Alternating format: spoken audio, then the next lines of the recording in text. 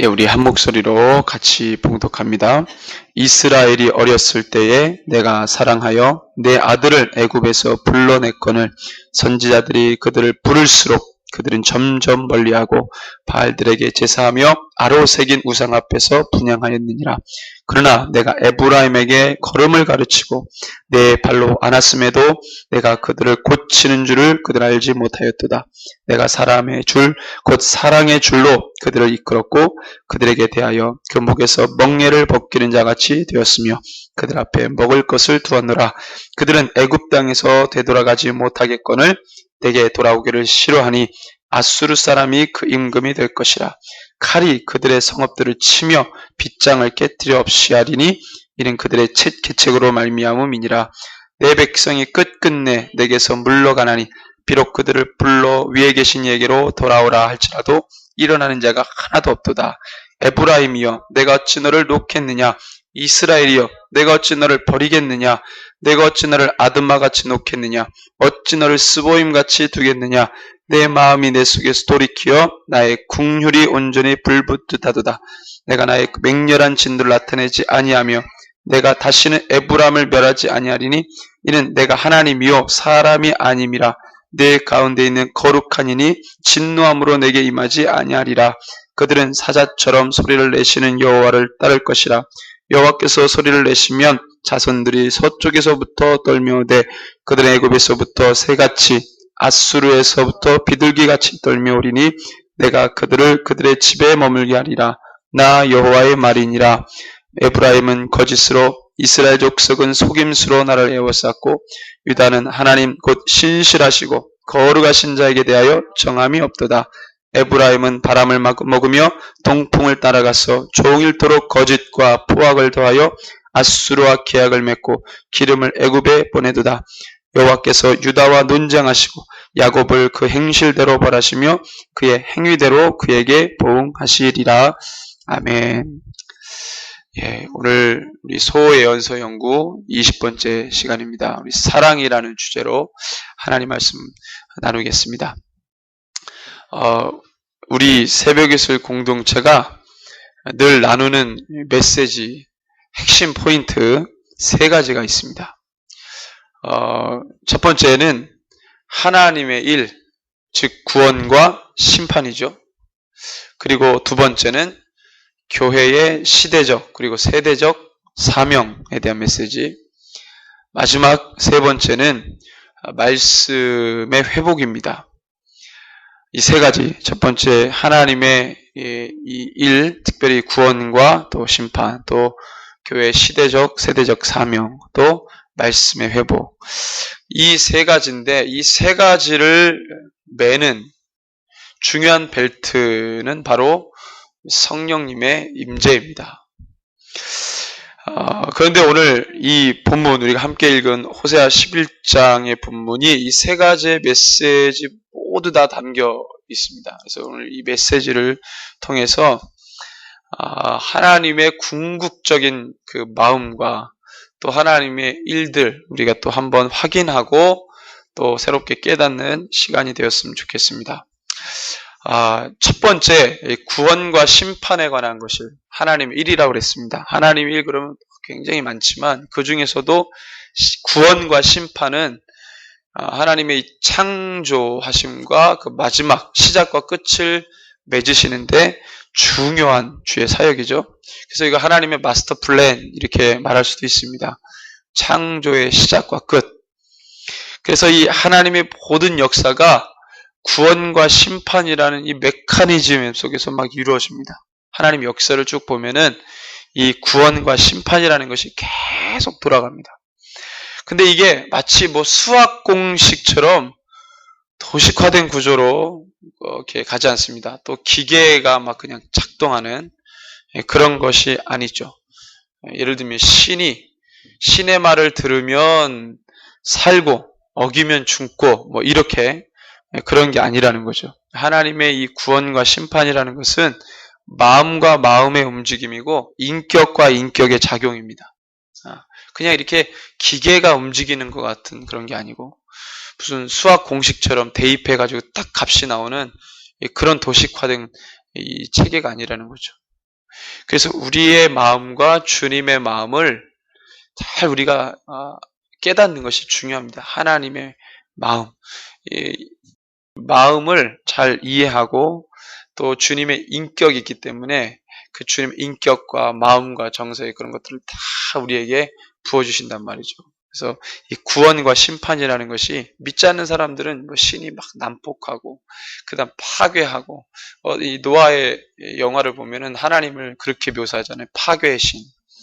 인간들의 죄를 심판하는데 거기에 무자비하게 막 그렇게 하는 것들. 그다음에 노아 방주로 이렇게 그 가족을 구원했는데 그 안에서도 엄청나게 이 불의한 일들이 막 일어나잖아요. 그 구원받은 이 구원선 안에서도 불의한 일들이 막 일어납니다. 그러니까 이 불의한 일들을 다 하나님이 어떻게 해요? 나 몰라라 하는 신으로 비춰지는 거죠. 파괴의 신, 죽이고 정복하고 뭐 이런 신으로. 그래서 믿지 않는 사람들은 하나님 심판 얘기하고 막 이러면 되게 파괴의 신, 인정 없는 신으로 이해합니다. 하나님의 역사를 보니까 보통 가나안 땅에 떨어진 해례 명령을 보면 이 불가지론자들은 그러면서 하나님을 정말 그게 진짜 신이냐 이렇게 이제 보는 거죠. 정말 그게 진짜 신이냐. 불가지론자들은 그렇게 이해합니다. 정말로 이 전쟁을 명하고 어린아이를 다 죽이라고 명하는 신이 정말 이 사랑이 있는 신이냐. 뭐 이렇게 이제 이야기를 하거든요. 그러니까 지금은 이 하나님에 대해서 여러 가지 많은 것들로 문화적인 측면, 여러 가지 이념, 이런 것들을 다 동원해서 하나님에 대해서 오해하게 만듭니다. 이 신은 구원과 심판이 있으면 이 심판을 막 강조하니까 지금은 하나님에 대해서 오해하게 만들죠. 자, 그러면은 이 하나님이라는 신이 인간의 고통과 괴로움을 즐기는 것 같은 이 신이 그렇게 말하고 그렇게 보는 이 사람들 왜 그렇게 보느냐? 그것은 한 가지의 사실을 간과한 데서 비즈노해죠. 그 놓친 한 가지가 뭐냐? 바로 그것은 이 죄라는 겁니다. 죄. 사람들은 하나님을 생각할 때 자기 안에 있는 죄를 잊고 하나님에 대해서 이야기합니다. 그러니까 하나님이 사람을 전쟁을 명했다. 왜 전쟁을 명했냐? 그렇게 묻지 않죠. 하나님이 왜 가나안 땅에 해례 명령을 내렸습니까? 왜 하나님이 역사 가운데 구원과 심판이라고 하는 것을 계속 가동시켰습니까? 죄라는 것 때문에 그렇거든요. 죄. 근데 인간들은 하나님 믿지 않는 자들이나 불가지론자들은 하나님을 평가할 때 자기 안에 갖고 있는 이 죄성에 대해서 전혀 빼고 간과하고 하나님에 대한 이 신에 대한 이야기를 합니다. 이 인류의 역사 가운데 죄라는 것이 얼만큼 이 사람들을 피폐하게 만들고 인생을 참혹하게 만들었는지 그것을 간과하는 거죠. 그 죄성이라는 것이 얼마나 많은 문제를 만들었는지 그것을 잊고 있는 것입니다. 그래서 인간의 죄성이라는 것은 인간이 어떤 계획을 실행할 때 그 계획을 흔들 수 있는 걸림돌이고 장애물, 큰 리스크라고 할 수 있다는 것이죠. 근데 사람들은 그렇게 죄를 위험 요소라고 보지 않습니다. 내 계획이 틀어졌다. 내 계획에 문제가 있다. 그것은 본래 이 사람이 갖고 있는 죄성이 작용한 것이 있는데 그래 판단 안 하죠. 뭐 여러 가지 환경적인 요인, 뭐 실력이 부족해서 뭐 이렇게 이제 이야기를 하지. 그 안에 있는 죄성 이런 것들이 이 법 같은 것도요. 뭐 요즘 이제 이슈가 되고 있는 이 공천 문제 있잖아요. 공천 문제. 공천을 할 것이냐 안 할 것이냐. 그 사실은 공천을 안 한다고 말하는 곳에서는요, 공천 시스템을 통해서 여러 가지 많은 폐단이 생기니까 공천제 하지 말자 그래서 이제 그렇게 야당권에서 얘기한 것 아닙니까? 근데 그렇게 하나 안 하나 사실은 공천을 안 한다 하더라도 그 공천을 안 하는 것 때문에 좋은 어떤 정치인이 나온다는 보장은 없어요. 왜냐하면은 그 안 한다고 하는 시스템, 다른 어떤 대안적인 시스템을 갖다 놔도 사람 마음가도 욕심이 있고 뭔가를 이렇게 줄을 잘 서려고 할 때는요, 다른 어떤 이 대안의 어떤 이 나쁜 어떤 이 방법들이 나오게 돼 있습니다. 그러니까 어떤 시스템과 것들 적용을 한다 하더라도 인간의 죄성이 작용하기 때문에 그것이 나중에 시간이 흐르면 폐단이 생길 수밖에 없고 단점이 생길 수밖에 없는 거죠. 그러니까 사람들은 좋은 시스템, 좋은 방법을 갖다 놓으면 잘 될 거라고 생각하지만 사실 그렇지 않거든요. 그러니까 그 죄성을 간과하는 것입니다. 가장 큰 요소죠, 이 죄라는 거. 그래서 하나님은 죄라는 것을, 죄의 위험성을 누구보다도 잘 알고 계셨어요. 죄의 이 위험성, 인간이 가지고 있는 죄의 위험성을 너무나도 잘 알고 있죠. 근데 인간은 그 죄의 위험성을 다 잊어버렸어요. 하나님은 역사의 주관자 되시고 역사 가운데 그것들을 다 심판하셨기 때문에 생생하게 하나님은 기억하고 계시는 거죠. 그래서 죄에 대해서는요, 정말로 하나님이 애누리 없이 단칼에 탁 자르시려고, 심판하시려고 하는 하나님의 의도가 있는 겁니다. 죄가 사람을 망하게 만들고 죄가 사람의 생명을 빼앗기도 하고 죄 때문에 사람이 완전히 인생이 망가지기 때문에 주님이 그것을 경계하는 것입니다. 그래서 보면은요, 선한 것들은 사라지고 악한 것들이 득세하는 시대가 되어버렸어요. 강자와 약자가 생겨나게 됐습니다. 강자와 약자. 주님의 이 나라에서는요, 강자와 약자가 없어요. 강자와 약자가 없어요. 이 강자와 약자가 왜 생겼습니까? 죄 때문에 생긴 겁니다. 가진 자는 더 가지려고 하고 있는 것도 빼앗고 약자를 막 못 살게 굴고 그래서 강자와 약자가 생겨나게 됐어요. 그래서 강자는 강자의 논리대로 약자를 막 억압합니다. 또 약자는 강자에게 맞서기 위해서 인간성을 잃어버리기도 해요. 이런 것들이 막 점철되니까 인간 세상이 너무나도 더럽고 불합리와 불의함이 가득하다는 거죠. 근데 이런 역사의 죄의 굴레 가운데 막 사는데 이것을 누가 조종합니까? 사단이거든요, 사단. 사단이 뒤에서 조종하는 거예요. 왜? 사단은 하나님을 대적하는 존재이기 때문에. 그래서 하나님을 대적하기 위해서는 다른 것 없습니다. 하나님하고 사람을 떼어놓는 거예요. 하나님과 사람을 떼어놓게 만드는 거예요. 하나님과 떼어놓으려고 하다 보니까 사람들을 더 죄에 얽매이게 만드는 거죠. 그렇죠? 그럼 어떠한 방법으로 죄에 얽매이게 합니까?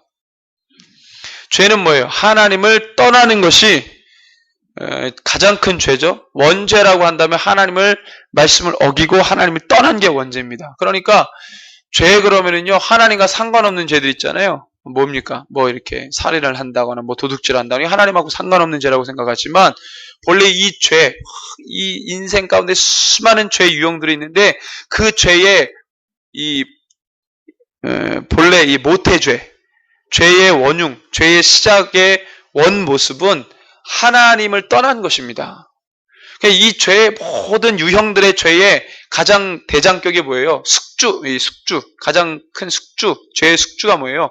바로 하나님을 떠난 겁니다. 그러니까 하나님을 떠난 게 가장 큰 죄인데 하나님을 떠난 죄로부터 여러 가지 많은 죄들이 파생된 거예요. 그러니까 하나님은 이 하나님을 떠난 죄를 회복하면, 그리고 하나님을 떠나게 만들었던 죄를 심판하면 이 죄의 모든 것들이 사라지게 되는 거죠. 그 죄, 원흉을 딱 잘라버리면. 그것에서 다 파생된 거기 때문에. 그래서 이 하나님을 떠난 죄가 가장 큰 이 죄고 죄의 시작이라는 것입니다. 그 사단은 이걸 알고 있어요. 모든 죄의 시작이 뭐다? 하나님을 떠난 것이다. 하나님을 떠난 것으로부터 죄가 시작된다는 것을 사단이 너무나도 잘 알고 있습니다. 그러니까 저 사람을 자살하게 만들고, 저 사람을 살인하게 만들고, 저 사람이 도둑질하게 만들고, 막 이 사회에 이 죄를 저지르게 만들고 하는 것들. 무엇으로부터 시작하냐면 하나님의 말씀하고 전혀 반대되는 삶을 살게 만들어버리는 거예요. 그러면 그런 죄들을 쉽게 지을 수 있는 겁니다. 이 죄의 시작, 하나님을 떠나도록 하는 죄의 시작을 사단이 잘 알고 있는 거예요. 그걸 너무나도 좋은 게 아니죠. 매력적인 전략을 써서 하나님을 떠나도록 만드는 거예요. 그러니까 사단은요, 다른 거 없어요.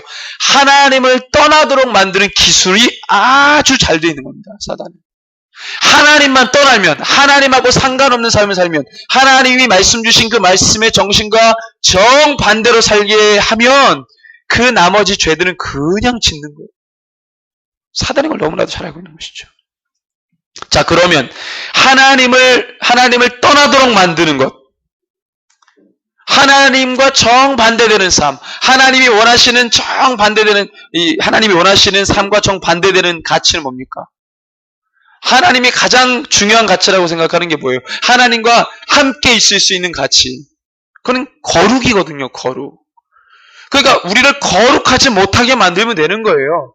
이 거룩이라는 것은 하나님과 함께 있을 수 있는 것이고 하나님과 교통할 수 있는 것입니다. 이 거룩성이 빠져버리면 하나님과 함께 있을 수가 없어요.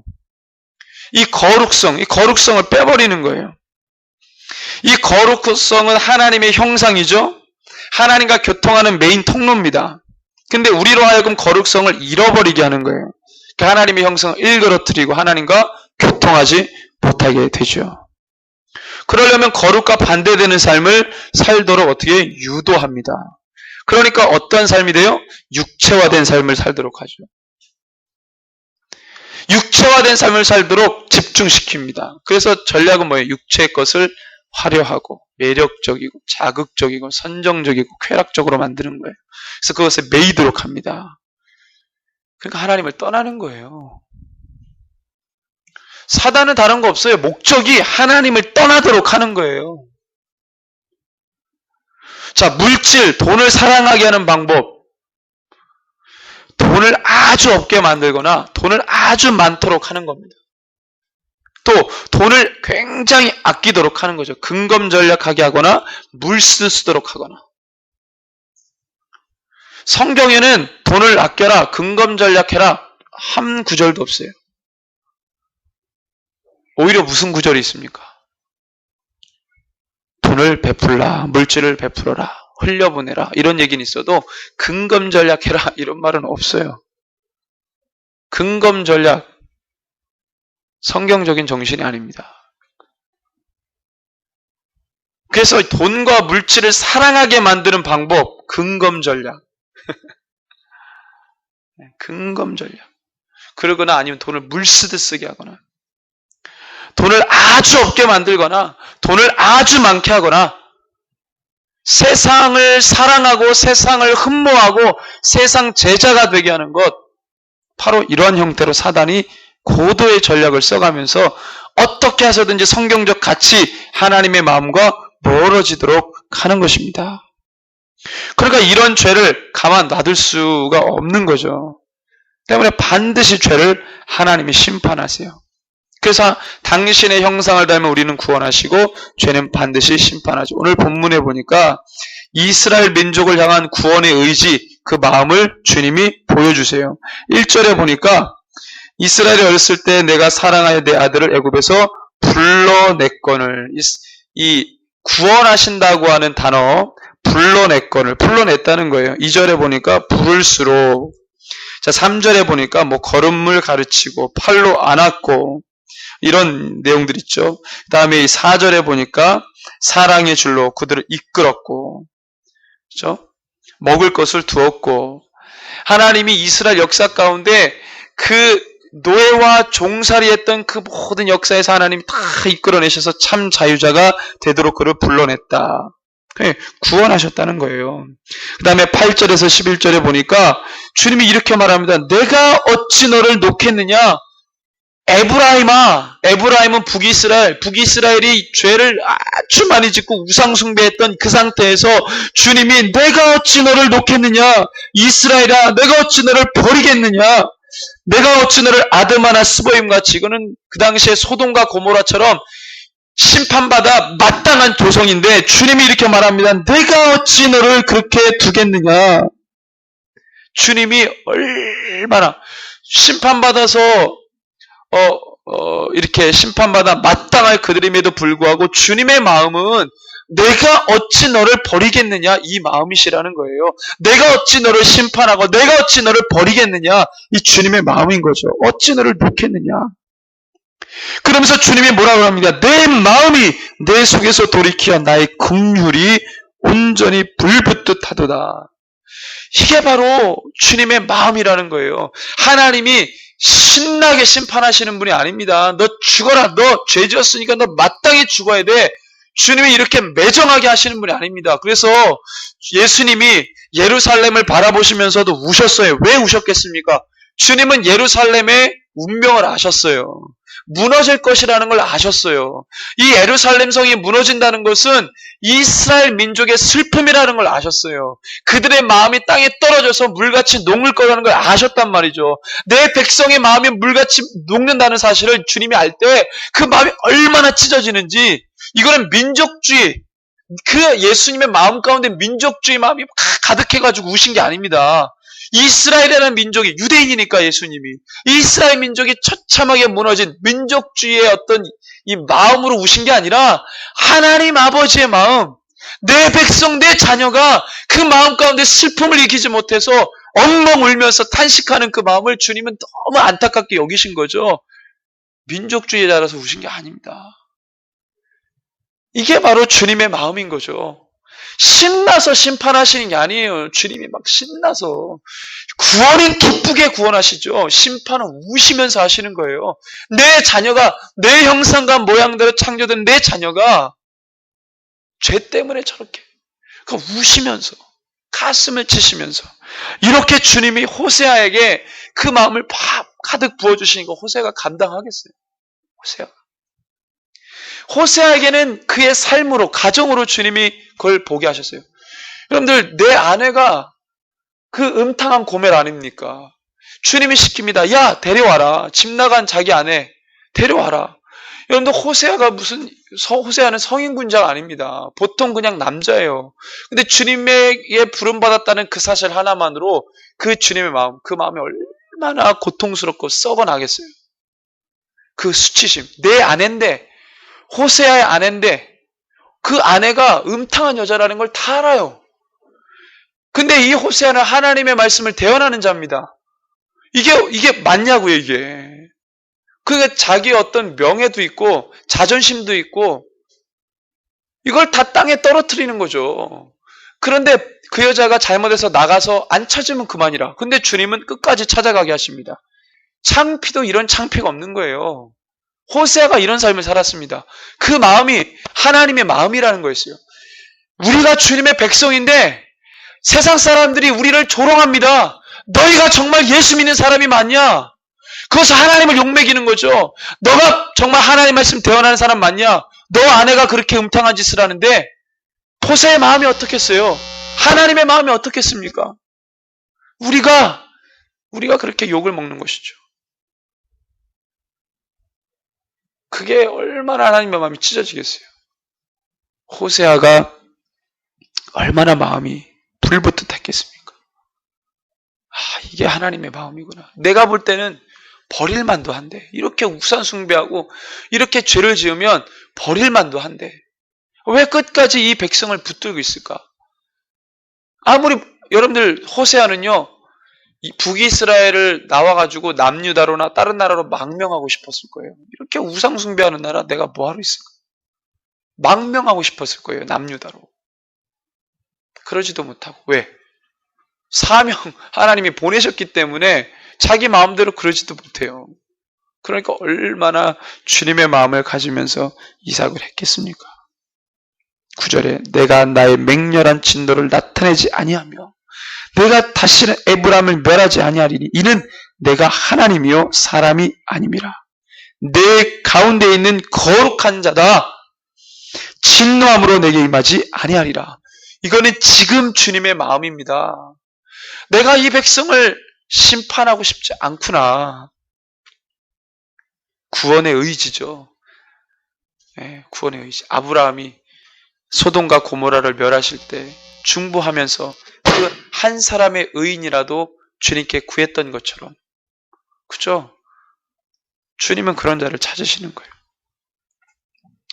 자, 그럼에도 불구하고 어떻습니까? 주님이 이렇게 말씀하시고, 그럼에도 불구하고 죄를 짓는 자들이 있어요. 하나님의 이런 불붙는 구원의 의지가 있음에도 불구하고 그들은 어떻습니까? 2절에 보니까, 자, 선지자들이 그들을 부를수록 그들은 점점 멀리하고 바알들에게 제사하며 아로새긴 우상 앞에서 분향했다 그랬어요. 하나님의 마음이 이렇게 구원의 의지가 있고 불붙는 하는데도 불구하고, 그래서 주의 종들을 보냄에도 불구하고 그 종들의 말을 듣지 않고 어떻습니까? 우상 숭배합니다. 하나님을 떠나는 삶을 삽니다. 근데 이게 여러분들 제가 늘 얘기했지만 이 당시에 우상숭배는요 너무 매력적이었어요. 사람들의 눈을 완전히 뒤집어 놓습니다. 우상숭배를 하고 싶게 해요. 거기에 많은 치장이 있고 화려함이 있고요. 거기에 가면 모든 것이 풍요롭습니다. 넘칩니다. 기분 좋으면 바알 제사장이 막 음식도 나눠줘요. 막 기분 좋으면.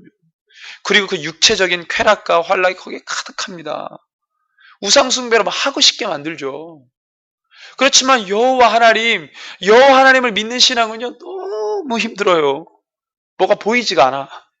일단 우상은요 상이 있고 뭔가 보이는 것들이 막 있습니다. 그런데 우리 여호와 만군의 하나님은요 배는 게 없어요.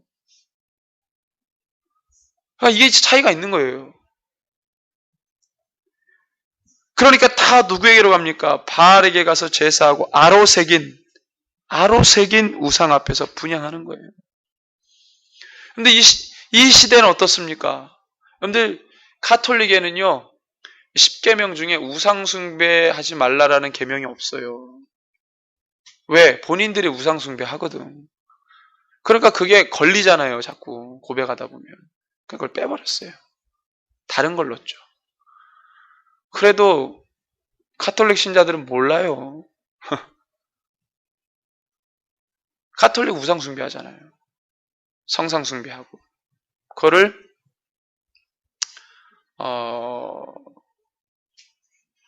그것을 이제 성상숭배를 교리로 만들었죠. 가능하다고. 근데 그것을 할 때, 그건 이제 1000년이 넘었죠. 그것을 한 지는. 근데 그것이, 할 때, 그걸 반대하는, 반대하는 신부들이 있을 거 아닙니까? 감독들이나 이런 반대하는 자들. 그들을 다, 어떻게 해요? 정치적으로 다, 사장시키는 거죠. 그래서 그 성상숭배를 신학화하고 교리화해서 성상숭배를 하도록 하는 것이죠.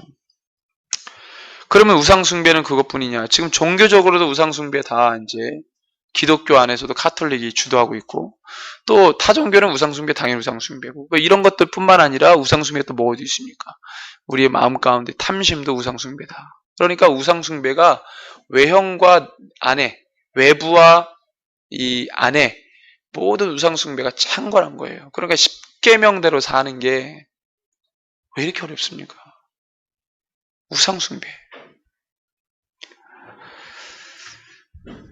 자, 그러니까 그것을 따라가죠. 말씀을 들으면 그것을 다 주님 따라가야 되는데요. 주님 보이지 않고 보이는 우상을 따라가죠. 그러니까 사람들이 주님 안으로 들어오는 거 쉽지가 않습니다. 죄에 찌들어서 저게 죄인지 사람인지 구분이 가지 않죠. 우리 주님은 사람은 구원하시고 죄는 심판하신다 그랬는데 결국 죄를 심판하신다는 것은 물론 사단을 심판하지만 그 사단을 따라갔던 영혼들도 다 심판하는 거죠. 그럼 사람은 구원하신다 그랬는데 사람 구원의 의지가 있죠. 그런데 계시록에 보니까 이게 하나님의 형상과 모양대로 지음받은 영혼인지 죄인지 구분이 안 갈 정도로 어떻게 변합니까? 심판이 진행되고 있음에도 불구하고 자기의 죄를 회개치 않고 오히려 더 하나님을 비방하죠. 그들은 다 심판받습니다. 그 2절에 그 얘기가 나오고 5절부터 7절이 그 말씀이죠. 그들은 애굽 땅에서 되돌아가지 못하겠거늘 내게 돌아오기를 싫어하니 아수르 사람이 그 임금이 될 것이라. 이 말은 뭐예요? 아수르가 북이스라엘을 멸망시켜서 니들 위에 위정자 노릇을 할 것이다. 칼이 그들의 성읍들을 치며 빗장을 깨뜨려 없이 하리니 이는 그들의 계책으로 말미암아 말문이라. 여러분들 전쟁이 이 한반도에서 일어나면 안 되겠지만 제가 볼 때는 전쟁이 날 것 같아요. 전면전은 어렵겠지만 국지전 형태로서의 어떤 형태로든 전쟁이 일어날 것 같아요. 왜냐하면 그걸 원하고 있습니다. 누가 원하냐? 국제 정서가 그걸 원하고 있어요. 여기저기서 전쟁의 위협과 분위기가 조장되고 있습니다. 저는 그래서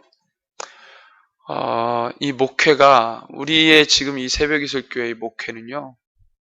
철저하게 마지막 때를 준비하는 목회가 되어야 되겠다.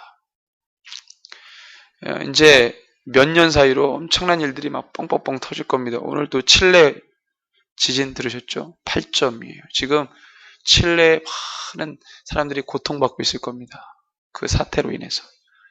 남미의 크리스찬들이 부흥하고 있는데 지금 막 그런 것들 있죠. 이 지진이 지금 계속 흔들고 있는 거예요. 예. 작년에만 우리나라의 지진이 95회가 있었대요. 95회. 근데 이제 2.5 정도 진도의 지진인데 그것은 이 전에 없던 횟수입니다. 95회. 그러니까 사실은 우리가 하나님이 심판의 하나의 도구로 전쟁을 쓰시는데 제가 어느 종편을 보니까요. 그 정성산이라고 하는 이 탈북자 감독이 있는데 그가 북한에 지하교회가 있는데 지금 지하교회가 늘어나고 있대요. 지하교회가. 그도 지하교회로 후원한다 그러더라고요. 자기도 안 믿었는데 어떻게 연결이 됐는데 지하교회가 좀 엄청 부흥한대요. 북한에. 감사한 일이죠.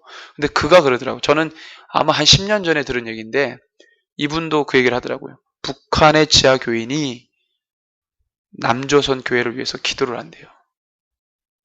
저는 10년 전에 들었거든요. 신학생 때.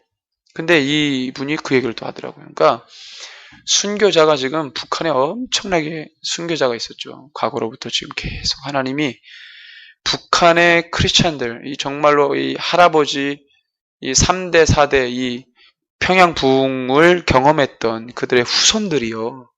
지금 정말로 이 신앙을 붙들면서 우리 남한을 위해서 기도하고 있다는 거예요.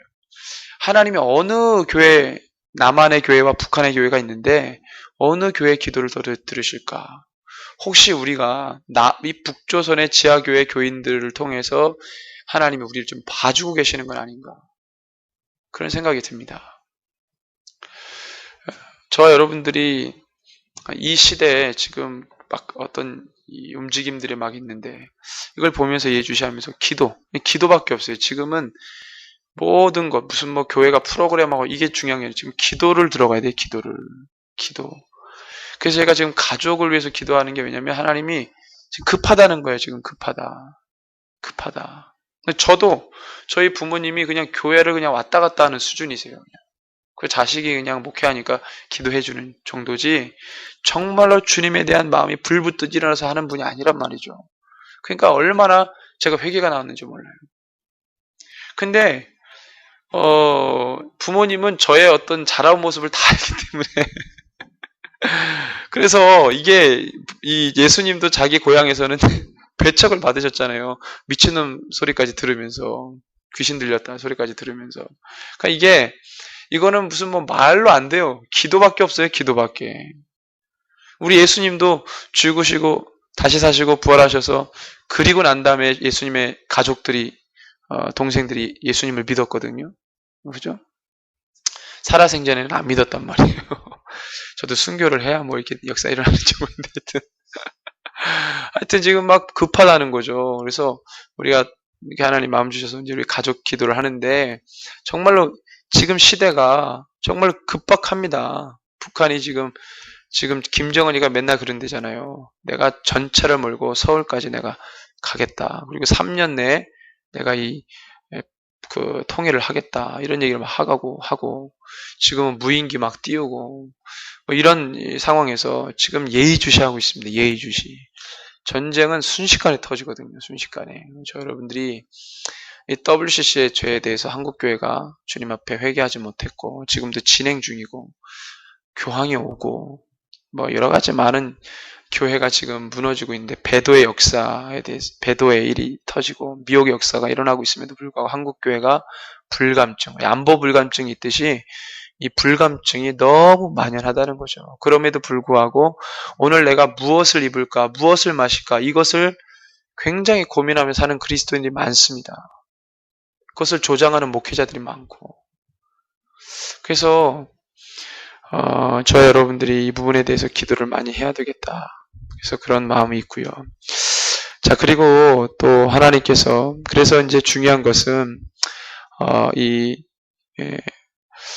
우리가 이제 주님께서 이 마지막 시대에 이 두 번째인데 교회의 세대적 사명인데 그것은 뭐냐? 바로 이 진리와 복음을 선포하는 거죠. 그리고 2절에 보니까 선지자들이 그들을 부를수록 이렇게 얘기해 놨는데 주님께서 이 구원의 의지를 선지자들을 통해서 계속 보내셨다는 거예요. 이것은 뭡니까? 구약에서의 이 공동체의 사명은 그리스도의 초림을 준비하는 겁니다. 그러면 이 구약 시대의 교회죠. 스데반이 그렇게 표현했잖아요. 광야교회 이렇게 표현했잖아요. 이스라엘 백성들을 광야에서 할 때 스데반 집사가 설교할 때 뭐라고 합니까? 광야교회라고 표현했단 말이죠. 그러니까 이렇게 보는 이 관점이 틀린 건 아니에요. 그죠? 구약의 공동체를 교회라고 본다면 그 구약의 교회의 사명은 뭐였겠습니까? 그리스도의 초림, 그 초림을 준비하는 건데 그 초림 어떻게 준비했죠? 말씀 순종, 거룩이라고 하는 말씀 순종을 통해 그 초림의 길을 준비해야 했습니다. 그래서 이것은 종교 지도자들이 하나님의 말씀을 바로 선포해야 되죠. 근데 그렇게 하지 않으니까 어떤 현상이 일어나요? 3절이죠. 내가 그들을 고치는 줄을 그들은 알지 못한다 그랬습니다. 교회의 사명을 제대로 수행하지 못하면 그리스도인들이 하나님을 잘 알지 못하는 현상이 벌어져요. 어떤 하나님이 역사하시고 개입하셨음에도 불구하고 하나님이 하셨다고 고백하지 않습니다. 어떤 그리스도인들하고 이렇게 이 대화를 하다 보면은요, 하나님이 하셨다라는 말을 하기가 조금 부자연스러운 이 그리스도인들이 있어요. 그런 말들을 하기가 부자연스러운 사람들이 있어요. 직분이 장로고 안수집사고 이런 항정직들인데요. 그들하고 이야기할 때 보면은요, 하나님이 하셨습니다. 하나님이 하시죠. 이런 말이 좀 부자연스럽고 분위기상 굉장히 좀 이렇게 그런 분들이 있어요. 이건 뭐냐면 하나님이 어떤 분이냐면 그냥 내가 예배드리는 대상 또는 그냥 어떤 이 기도의 내용에 등장하고 성경의 내용에 등장하는 정도의 분으로 인식을 한 거죠. 주님이라는. 그 인생 가운데 하나님을 한 번도 실제로 경험해 보지 못한 그런 그리스도인들이요.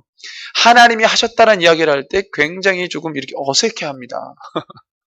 세상 얘기는 잘하는데 하나님이 하셨죠. 하나님 이런 것들 어색해한다는 거예요. 그러니까 이 신앙 자체가 많이 죽어 있다는 것입니다. 그래서 이제는 구약에도 그랬지만 신약도 어떻습니까? 신약도 마찬가지죠. 신약에 와서 지금의 교회의 사명은 뭐예요? 마찬가지요. 복음과 진리를 선포하는 겁니다. 왜냐하면 계시록에 보니까 또 마태복음에 보니까 마지막 때에 미혹과 배도의 역사가 일어난다 그랬어요. 그러니까 이 시대는요 뭐예요? 진리와 복음을 더 잘 선포해야 되겠죠. 그게 초림 메시아가 아니라 이제는 재림 그리스도의 신앙을 가지고 복음과 이 진리를 선포해야 되는 사명이 있는 것이죠. 그래서 우리는 세례 요한이 광야에서 외친 것처럼 듣든지 아니 듣든지 복음을 선포합니다. 제가 2달 전에 기도를 막 하는데 하나님이 3달 전인가요? 좀 됐는데 제가 이제 핸드폰에다도 적었어요 그때. 하나님 뭐라 그러시냐면 야 아들아 선포해라 그러시더라고요. 그래서 제가 뭘요? 그랬더니 내가 너를 통해서 준 이 메시지들을 선포해라 그러더라고요. 그래서 제가 속으로 뭐랬냐면 잘 안 듣는데 제가 이렇게 목회를 쭉 해보니까 저한테도 부담이 되고 잘 안 듣는데요. 그랬더니 아니라고 그것을 선포하라는 거예요. 그래서 그때 제가 주님의 이 김종혁이라는 이 목사와 저를 사용하신 하나님은 이 지역에서 그것을 선포케 하시는 것을 하나님이 원하신다는 거예요. 그걸 알았어요. 나는 이것을 선포해야 되는 사명을 받았구나. 그래서 그때 하나님이 주신 마음을 제가 이제 기록을 했습니다. 그러니까 우리는 듣든지 아니 듣든지 이 시대의 교회의 사명은 바로 이 복음과 진리를 선포하는 것이죠. 그래서 주의 백성들이 그것을 듣고 반응하는 사람들은 주님께 나옵니다. 그렇지 않은 사람은 어쩔 수가 없어요. 그러면은 이 선포하지 않았다면 책임을 물으실 때 그것을 감당해야 되겠지만 선포하잖아요. 그죠? 선포하잖아요. 그럼에도 불구하고 저 사람들이 듣지 않으면 그 화는 누구에게 가겠습니까? 그들에게 가는 거예요. 그들에게. 그래서 우리의 마음은 어떻습니까? 그들이 주님께로 돌아오도록 힘쓰고 애쓰고 기도하는 겁니다. 아브라함처럼 기도해야 돼요. 아브라함이 누굴 위해 기도했습니까? 사실은 50명, 45명 의인을 위해서 기도했지만 아브라함은 그의 마음이 어디로 향해 있습니까? 롯에게 향해 있다는 거예요. 우리가 하나님 이 지역에 저는 주의 백성 세워주십시오 기도하면은 그 기도를 하지만 그 기도할 때 마음이 사실 우리는 어디로 향해 있습니까? 우리 가족에게 향해 있는 것이거든요. 사실은 1차원적으로 우리 가정이 와야 되고 그 다음에 이렇게 가는 거지. 우리 가정은 배제하고 믿지 않는 우리 가정 배제하고 다른 사람 사실 이러지 않거든요. 저도 이 지역에서 기도하고 이민족으로서 기도할 때 첫 번째 마음을 향하는 것이 우리 부모님이라든가 가족입니다. 그잖아요. 그 다음에 갑니다. 그러니까 우리가 중보할 때 그렇게 이제 주의 백성들 세워지고 주님께로 돌아오게 하고 이렇게 기도를 계속 하는 것이죠. 그래서 가족이 그 다음에 그 주변의 사람들이 그 이제 넓어져서 지역과 민족과 열방 가운데로 기도의 영역, 중보의 기도 영역이 확산되고 확장되는 것이죠.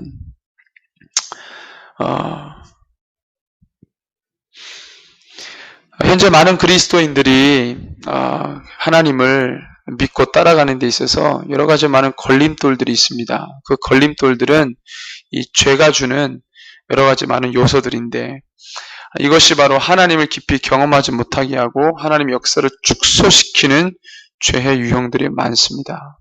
그래서 이 모든 것, 이 여러 가지 복잡하게 얽히고 설킨 또 하나님의 뜻을 따라가는 데 있어서 여러 가지 많은 요소들이 있고 그것을 어떻게 감당하냐, 내가 어떻게 이걸 다 따라가냐, 또는 내가 이런 것들을 다 잘라내고 버리고 이 요소들을 다 걸러내야 되는데 주님의 것을 따라가야 되고 버려야 되고 이게 굉장히 복잡합니다. 어떻게 보면 복잡할 수 있는데 이 모든 것을 일시에 해결할 수 있는 이 방법이 있습니다. 그 방법은 뭐겠습니까? 예?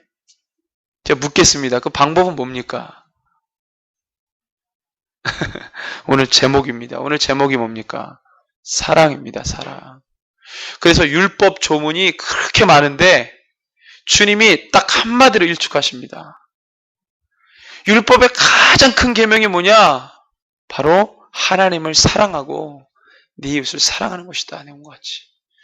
그래서 이 하나님을 사랑하면 십계명이 지켜지고 율법의 그 모든 조문들이 지켜진다는 거예요.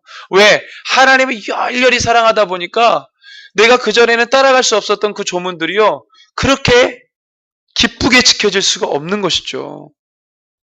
그런데 주님을 사랑하는 것이 뭐예요? 세상 사랑하는 것보다 덜한 거죠. 세상을 더 사랑하고 사모하게 되면, 자 보십시오. 세상을 사랑하는 그리스도인들은요, 하나님의 말씀을 조목조목 지키는 게 굉장히 복잡하다고 생각합니다.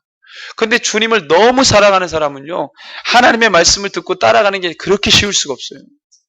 그러니까 이런 것의 차이입니다. 그래서 이 여러 가지 많은 것들, 주님을 여러 요소들을 따라가야 되고 죄들을 다 버려야 되고 하는 것들을 복잡하게 생각하지 않고 이것을 한 번에 해결할 수 있는 것은 바로 사랑이라는 것이죠. 그래서 이 믿음, 소망, 사랑 중에 제일은 뭐라고 그랬습니까? 사랑이라고 말한 것입니다. 그래서 그렇게 말한 거예요, 바울이. 주님을 사랑하면 우상을 숭배하지 않죠. 부모를 공경하죠. 내 이웃을 사랑하면 뭐예요? 간음하지 않고 도적질하지 않고 사랑이 그것을 하게 한다는 것입니다. 저와 여러분들이 여러 가지 많은 것을 주님께 구할 수 있지만 한 가지를 먼저 구합시다. 주님에 대한 사랑을 더 불붙듯하게 하여 주옵소서. 8절에 보니까 너희에 대한 나의 긍휼이 온전히 불붙듯 했다 그랬습니다. 주님 그렇습니다. 주님이 저에 대한 마음이 그렇다면 저도 주에 대한 이 사랑의 마음이 불붙듯하게 해 주십시오. 내가 지금도 주님을 사랑하지만 더 사랑하게 해주십시오. 더 사모하게 해주십시오. 주님, 세상 것은 왔다가 그냥 사라지는 그냥 바람과 같은 것입니다. 하지만 하나님을 사랑하는 것은 지금 놓치면 언제 또 사랑하게 될는지 알지 못하잖아요. 그 사랑의 모든 것을 가능하게 하고 모든 죄를, 허다한 죄를 다 덮는 것인데 주님, 그 사랑 가운데 내가 내려되게 하시고 세상의 그 찬란함과 그 화려함에 따라가는 것이 아니라 하나님의 그 높고 높으신 그 사랑과 그 아름다움과 그것을 향해서 우리